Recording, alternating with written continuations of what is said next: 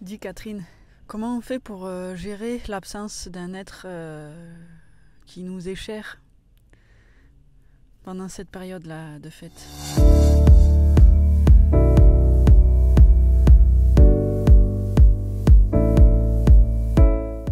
Alors, comment gérer l'absence d'un être cher en ces fêtes de fin d'année?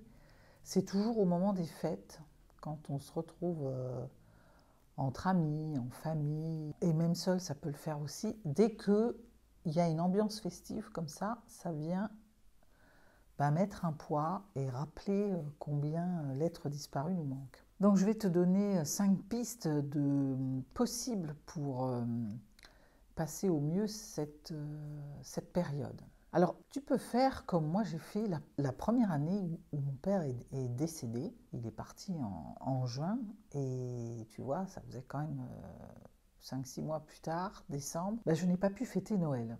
Ça a été compliqué pour moi, en tout cas Noël avec les autres. Et donc j'ai boycotté la famille et j'ai décidé de rester seule dans mon coin. Puis des amis sont venus me chercher parce que pour eux c'était insupportable. Ils pensaient que ça allait me faire du bien d'aller voir du monde, donc j'ai testé, j'ai tenté, pour finalement revenir chez moi, tranquille, devant la télé, je crois, et en tout cas avec un petit plateau. Et j'ai passé Noël comme ça, triste, je me souviens d'avoir pleuré plusieurs fois dans la soirée. Et donc ça vient chercher deux choses.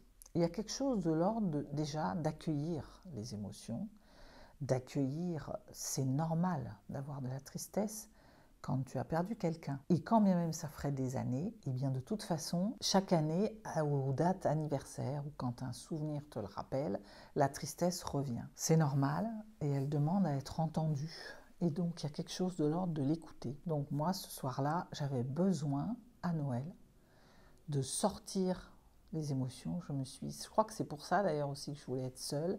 C'était pour pouvoir pleurer à ma guise, et ça aurait été très compliqué de le faire quand d'autres fêtaient Noël, étaient plus dans un truc de festivité. Donc ça, c'est la première chose, de t'accueillir. La deuxième chose, là, ça vient chercher le truc de te respecter en fait, d'accepter que peut-être tu n'as pas les mêmes besoins que les autres et tu vas avoir besoin de t'isoler, d'autant plus en tant qu'hypersensible où tu vis les choses beaucoup plus fortement, très à fond, avec des émotions qui vont te submerger. C'est important de t'écouter. Donc si tu sens que tu vas pas pouvoir être au milieu de tout le monde, que ça va être compliqué d'être avec la famille parce qu'il manque quelqu'un, que tu vas être mieux peut-être à être seul, alors passe ce moment seul, sans culpabilité, sans te sentir obligé de répondre à des invitations. Donc ça vient chercher le fais attention, simplifie les engagements en fait. Tu as le droit de dire non. Et la meilleure façon, c'est aussi peut-être d'expliquer, pour éviter d'être face à l'incompréhension, d'expliquer ce qui t'arrive et dire que c'est mieux pour toi. Ça vient chercher aussi le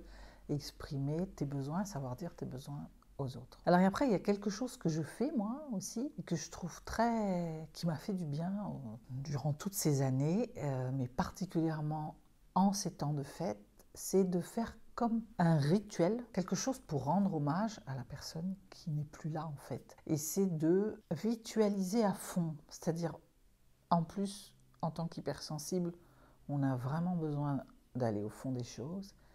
C'est de faire un espace. Alors il y en a qui vont mettre des souvenirs, une photo, quelque chose pour dire que la personne est là. Ça peut être ça pendant la fête. Au lieu d'occulter le truc, on n'en parle pas, c'est un peu comme Voldemort, la personne dont on ne prononce pas le nom. Il y a plutôt quelque chose de l'ordre de, justement, parlons-en pour que la personne elle soit aussi un peu avec nous par le souvenir. Mais ça peut être aussi avant, après, pendant, te faire, même régulièrement, tout au long de l'année, comme un mini hommage, un mini rituel, quelque chose qui te ferait en plus sentir en connexion. Donc moi, régulièrement, je sais qu'à tous les anniversaires de ce départ, mais à sa date anniversaire aussi, je me fais une méditation, j'envoie des messages d'amour et ça me fait du bien. C'est comme si je connectais, je gardais le contact avec mon père. Donc c'est aussi garder le contact avec la personne. Voilà, il y a quelque chose de l'ordre d'accueillir au lieu d'essayer d'étouffer le manque, c'est essayer de le remplir autrement. Ensuite, quatrième et cinquième, ça va être autour du bien-être dont je vais avoir besoin pour passer la période. Donc c'est de faire des bains de bienveillance, en fait, j'ai envie de te dire. Hein.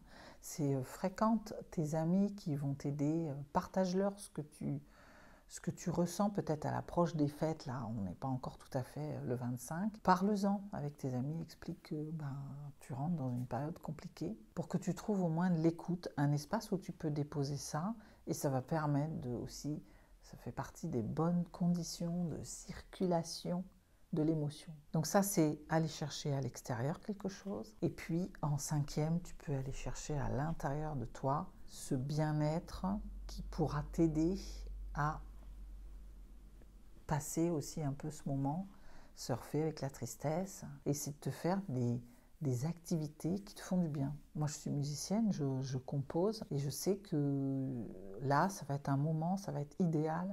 Je n'ai pas composé depuis un moment, mais là, je vais m'y remettre. Ça va être le moment peut-être de composer une musique pour exprimer ça.